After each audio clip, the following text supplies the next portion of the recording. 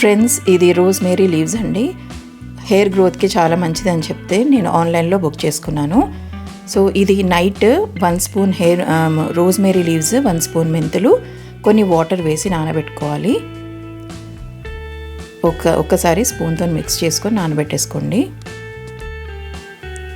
Next day morning నానిన rosemary leaves, మెంతులు, కొన్ని వాటర్ బాయిల్ అవుతుంటే అందులో వేసుకొని ఒక మందార పువ్వు వేసుకున్నానండి. ఇది ఆప్షనల్, వేసుకుంటే వేసుకోవచ్చు లేకపోతే లేదు.